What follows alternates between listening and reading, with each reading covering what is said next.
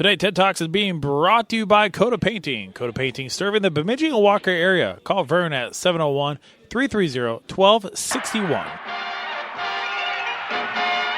Ted Schwerzler here from Twins Daily and at TL Schwerz on Twitter.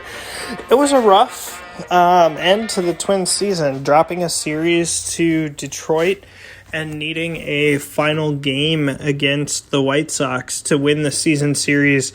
The Twins kind of limped to the finish, but that's really been the narrative and story for the last 3-4 months.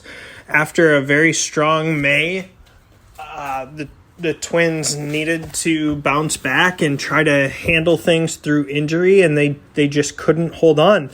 If there's a silver lining in all this, it's obviously that Luis Arias is going to take home the first Twins batting title since Joe Mauer. He will be the 15th winner in Twins history, or the 15th batting title in Twins history, spread between a handful of guys: Rod Carew, Joe Mauer, Tony Oliva, and Kirby Puckett.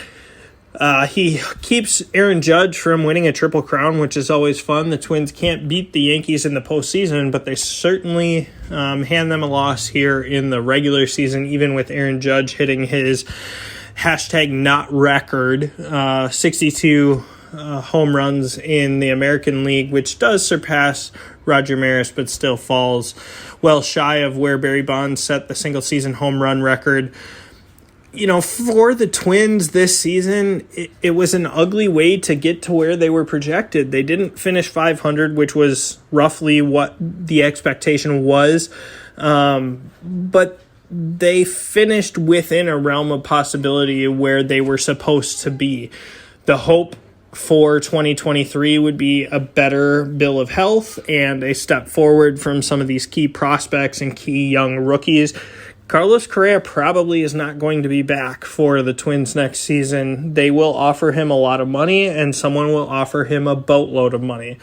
I've been told from a handful of sources that the Twins should be expected to be serious buyers this offseason, and that really needs to hold true. They came up with $140 million or so for 2022, which was a franchise record. There's really no reason that they shouldn't have room to spend. A lot of the talent on this roster is going to be young for 2023, which means they'll be controllable through the arbitration process. There isn't a ton of need for more starting depth, so going to find that high-level impact arm, another Sonny Gray type, Tyler Mahle type. Carlos Rodon is going to be on the free agent market again. He's a name that certainly could be within their realm of possibilities. They're going to need to figure out the shortstop situation. They're going to need to figure out some of the depth from a lineup perspective. Having 19 guys on the injured list at the end of the season did end the year as the most in the major leagues. It's not something the Twins want to replicate. There's going to be some changes probably on the coaching staff.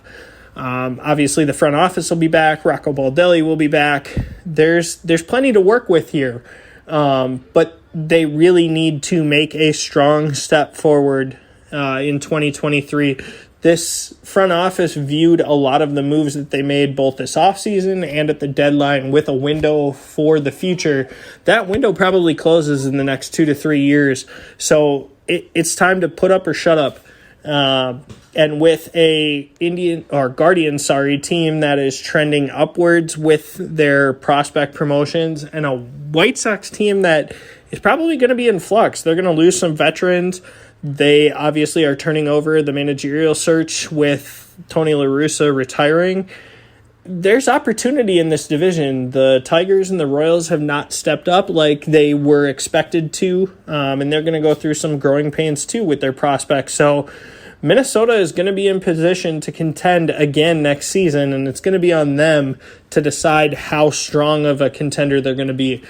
Obviously, each season brings new hope. This was a fun year from the get-go. Carlos Correa landing in our laps was a great thing. It didn't end the way we wanted it to, but 2023 and this offseason is going to be a page-turner and an opportunity to set sights on another division title. So thank you for sticking with the Twins, with me, and all of Twins territory this season, and we look forward to an exciting offseason.